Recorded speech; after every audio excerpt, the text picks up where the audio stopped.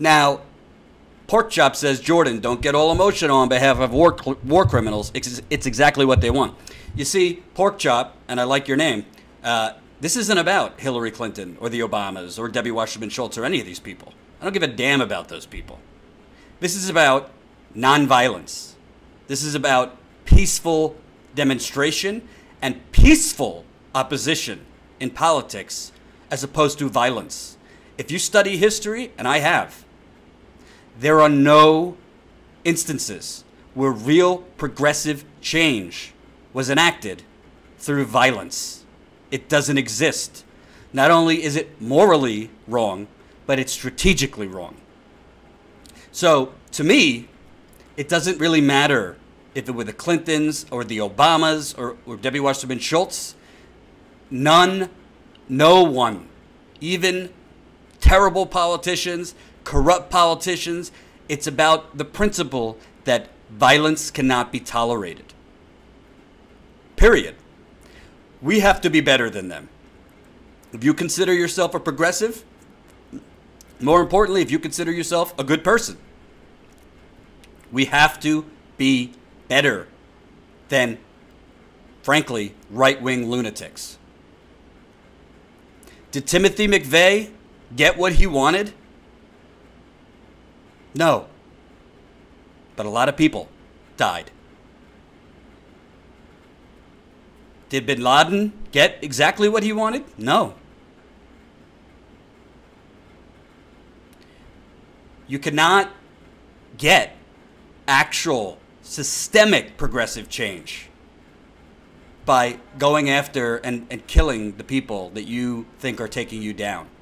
The way to defeat the Obamas and the Clintons and the Brennans and the Wasserman Schultzes and the Bidens and all these people is through keeping our foot on the accelerator against them politically.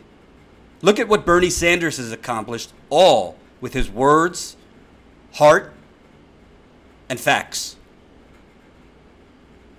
Gizzo, yeah, UBL did do better than most. He did try to bankrupt America, and it's close to working.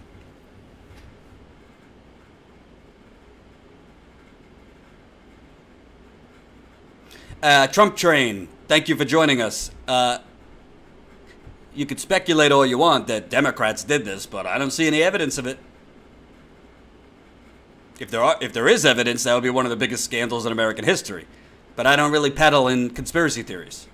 But the thing that really I found amazing about his response, and remember, share this video, let's get it out to more people. Notifications didn't seem to be sent out at first. You have this president very, very, not so subtly, saying these people who peddle in comparisons to terrible historical figures. He's making it about him because he doesn't like being compared to Hitler.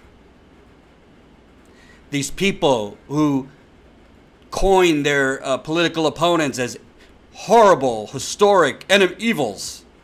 Well, maybe if you stop talking like a fascist, maybe if you stop ginning up your supporters to punch people in the face or supporting violence, maybe if you, once in a blue moon, did something that was diplomatic. He hasn't even called any of these people that had this violence perpetrated against them. The Obamas, the Clintons, Biden, Maxine Waters, Debbie Wasserman Schultz, Holder, to give them an update on the investigation into their potential assassination?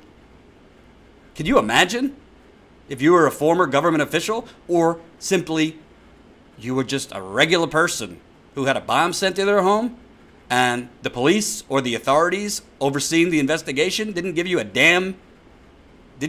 any idea of where the investigation is at, or if you're still in harm's way? Orion, don't worry. Trumpeters don't believe in facts. That's how you know your channel's getting bigger, when the Trumpsters come on board. I welcome your hatred. But open your mind. Maybe you'll learn something. Maybe you'll learn something. But this is very dangerous, because the bottom line is this, folks. The midterms are in less than 2 weeks, and then we're headed into 24/7 2020 speculation, and then eventually the coverage of the campaign. You're going to have a lot of rallies, You're going to have a lot of events. You're going to have a lot of debates. You're going to have conventions. If this man doesn't stop playing victim, if this man doesn't stop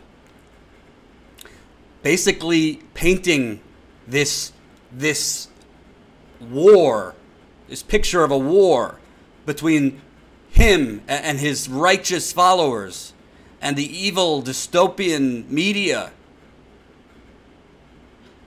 people are going to get killed. People are going to get killed. Agrippa Maxentius. I love it.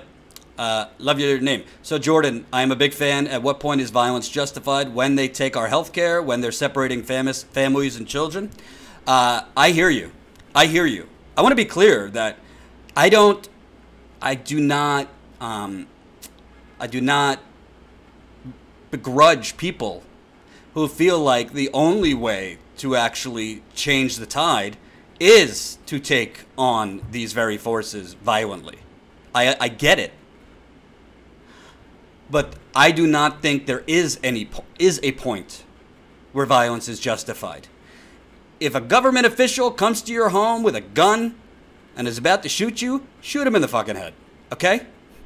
Because that's called self-defense. But if we're going to enact change, we have to be the change that we actually want to enact, right?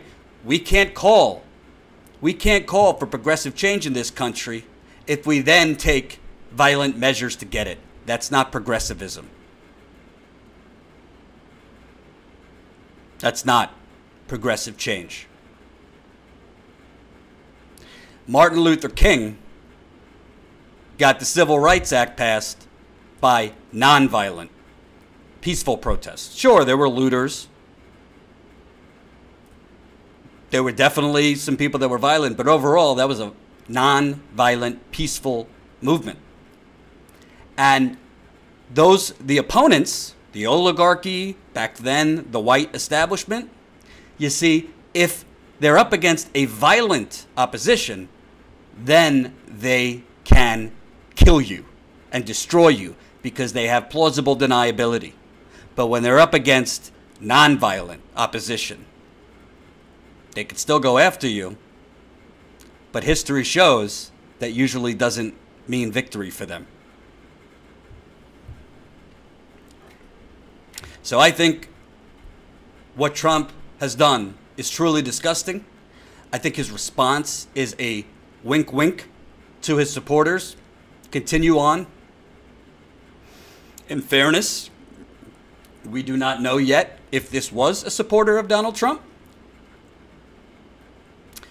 And obviously, once that information is out, once that information comes out on who did this, or who, as in plural, did this, we'll be able to evaluate that. But until then, this is not about false flags. This is not about whether it was a Republican or a Democrat or a marshmallow. This is about the President of the United States and the free leader of the world. He might be a reality car salesman. He might be a used car salesman, reality TV star, but he still has his finger on the button. And if he doesn't stop the way he's talking, he's going to incite riots and violence. Before I move on to the next topic, as a reminder, folks, this Sunday, noon Eastern time, we're launching statuscoup.com, statuscoup.com. We're going to be launching at noon Eastern. I'll be live here on YouTube. I'll also be live on Facebook, on Periscope. I encourage you to come to YouTube, and we will also be showing you the website. I just finished an original reporting story that's going to be on the website Sunday, all about, those midterm fundraisers. Some of your resistance heroes are taking cash from the usual special interests, big oil, big banks. Not so good. Some of your resistance heroes that everyone tells me we must elect.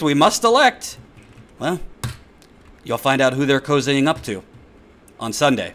We'll also have a badass promo video to show you for Status Coup. We'll also have our membership platform where you can become a subscriber, a paid subscriber, and get behind-the-scenes content in addition to other things. And we will also be pushing our GoFundMe. We're going to try to get to 14,000 before Sunday. So right now we are at $13,710 for our reporting GoFundMe. We are from 235 people, and we want to get to at least 14,000 before we go live on Sunday, because our goal is to get to 15,000 by the end of October.